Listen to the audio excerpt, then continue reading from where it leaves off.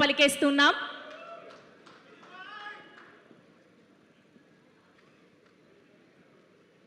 First of all ఈ cinema executive producer Anand Reddy అన్న and CV Rao sir, thank you so much. మీకు Supriya madam, ఎక్కడైతే నా కెరీర్ మొదలుపెట్టానో 2001లో వన్స్ మోర్ ప్లీజ్ నుంచి, అన్నపూర్ణ స్టూడియో నుంచి మొదలుపెట్టాను. ఇందాక మేడం అన్నారు, అమ్మ మీ ఇంట్లో అందరూ వచ్చి వెళ్ళే ఒక దేవాలయంలోకి నన్ను అక్కడ ఉంచారు, నాకు ఉండే అవకాశం ఇచ్చారు. అది అన్నపూర్ణ స్టూడియో.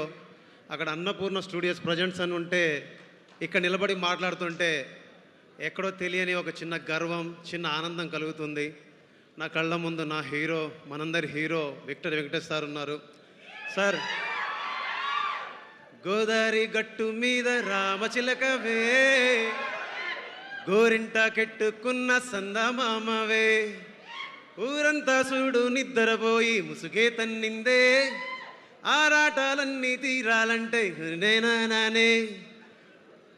అలాంటి పాట చేసిన తర్వాత మళ్ళీ చిరుసారితోటి శంకర వరప్రసాద్ లాంటి సినిమా చేయగలిగాను, ఒక మ్యాడ్ లాంటి యూత్ఫుల్ సినిమాస్ చేయగలిగాను.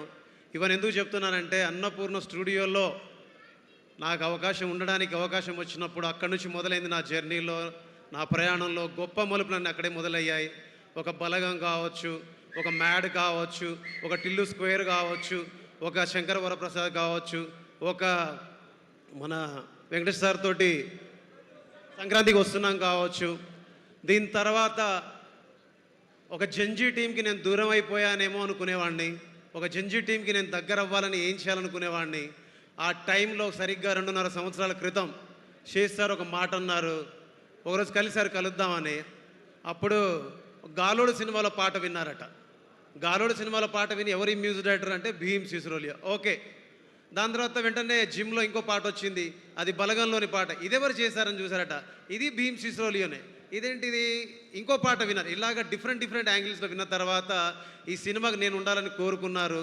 ఆ తర్వాత ఫస్ట్ చేసిన పాట రుబరు ఏ రుబరు ఏ రుబరు, రుబరు ఏ రుబరు ఏ రుబరు. ఈ పాట చేసి ఫస్ట్ ట్యూన్ ఓకే చేశాను. దాని తర్వాత డుండు నక్కు టక్క డుమ్మ డుండు నక్కు బుట్టి, డుండు నక్కు టక్క డుమ్మ డుండు నక్కు చిచ్చు బుట్టి, డుండు నక్కు టక్క డుమ్మ డుండు నక్కు బుట్టి. ఏ రోజైతే వదిలేసి వెళ్ళావు నావాసని, ఆ రోజునే వదిలేసుకున్నాను నాశని.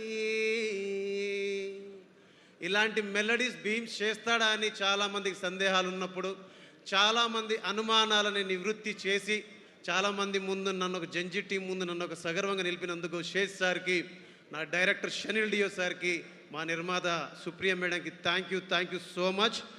అండ్ ఈ సినిమాలో పాట పాడిన శ్రీరామచంద్ర సార్కి, జునిటా గాంధీ గారికి, అండ్ నేను అడగకపోయినా కూడా ఈ పాటలు బాగుండాలి, ప్రపంచవ్యాప్తంగా పెద్ద హిట్ అవ్వాలని వాళ్ళు దగ్గరుండి పాటల్ని వాళ్ళ పిల్లల కంటే ఎక్కువగా ప్రేమించి ప్రపంచం ముందు సగర్వంగా నిలబడడానికి ఒక పవన్ సింగ్ గారిని అయితే ఏంటిది, ఒక ఆదిత్య రికారి గారికి అయితే అందరినీ తీసుకొచ్చి ఈ పాటల్ని ప్రజల ముందు ఇంత గొప్పగా నిలబెట్టినందుకు మేడం మీకు, శేష్ సార్ మీకు, అండ్ షనిల్ సార్ మీకు మనస్ఫూర్తిగా thank you so much. Time తక్కువ ఉన్నందున ఇదే నా ప్రేమ, ఇదే నా మీ పట్ల నాకున్న అభిమానం. Thank you so much.